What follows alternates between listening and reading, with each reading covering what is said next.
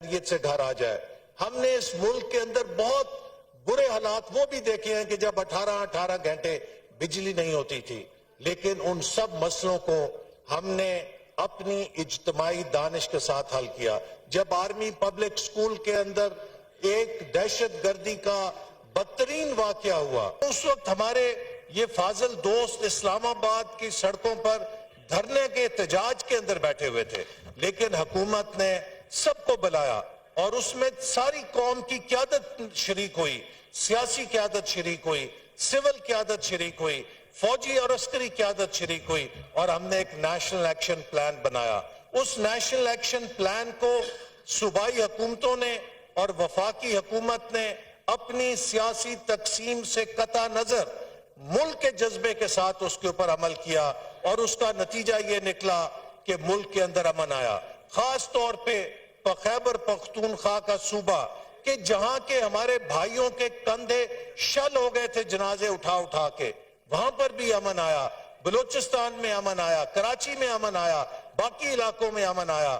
اور یہ وہ طاقت ہے جس نے بتایا کہ جب یہ قوم مل کر کسی مقصد کے لیے کام کرتی ہے تو وہ کیا کچھ کر سکتی ہے، وہ دہشت گردی کو بھی شکست دے سکتی ہے۔ اسی طرح مجھے یاد ہے کہ جب ہم نے سی پیک کا منصوبہ شروع کیا تو اس کے اوپر بھی ابتدا میں بڑے اعتراضات آئے، لیکن اس وقت پی ٹی آئی کی حکومت تھی خیبر پختونخوا میں، اور وزیر اعلیٰ پرویز خٹک صاحب تھے۔ سندھ کے اندر پیپلز پارٹی کی حکومت تھی جو اس وقت حزب اختلاف کے اندر جماعت تھی۔ ہم نے اس ایوان کے اندر ایک دوسرے کے خلاف تقریریں کی، لیکن سی پیک جیسے منصوبے کو کامیاب کرنے کے لیے جب بیجنگ میں ہم گئے چھٹی جے سی سی میٹنگ میں، تو پرویز خٹک صاحب بھی اس میں شامل تھے جو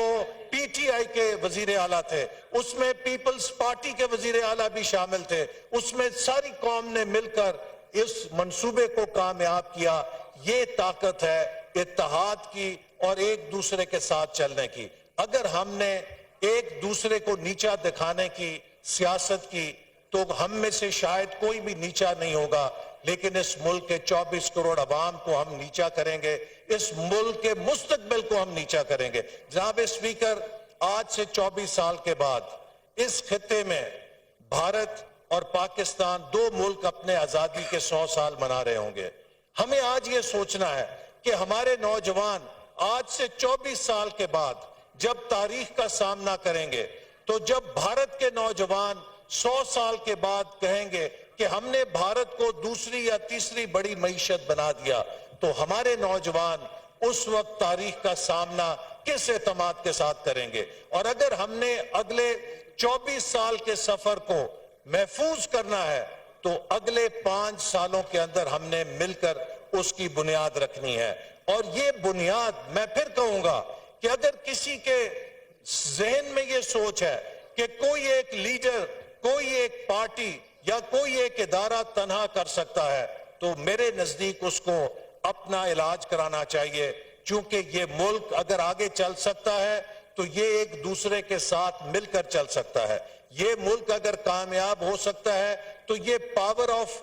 کانفلکٹ کے ذریعے نہیں، یہ پاور آف کولیبریشن کے ذریعے کامیاب ہو سکتا ہے۔ تو ہمیں جہاں پہ ایک دوسرے کے ساتھ کمپیٹ کرنا ہے، ہم اپنی سیاست کے لیے ایک دوسرے سے کمپیٹ کریں، لیکن جہاں اس ملک کا مفاد ہوگا وہاں پر ہمیں ایک دوسرے کے ساتھ کولیبریٹ کرنا ہوگا۔ ہمیں ایک دوسرے کے ساتھ قدم سے قدم اور آواز سے آواز ملا کر اس ملک کے عوام اور اس ملک کے مستقبل کے لیے کام کرنا ہوگا۔ دیکھیے، بہت سی باتیں یہاں پر کی گئیں، میں نہیں چاہتا کہ آج کے اس ماحول کو تلخ کیا جائے۔ میں ایک ایک بات کا جواب دے سکتا ہوں، لیکن میں اس بات سے گریز کروں گا، اور میرے بھائی جو آج بات کر رہے ہیں یہ وہ باتیں ہیں کہ جو ہم جب اپوزیشن میں تھے تو انہیں سمجھایا کرتے تھے۔ میں خود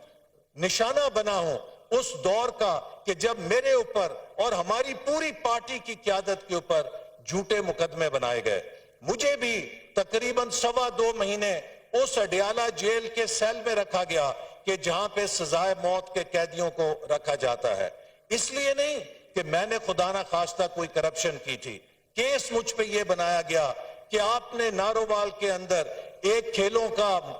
کمپلیکس بنانے کے لیے فنڈز کیوں جاری کیے۔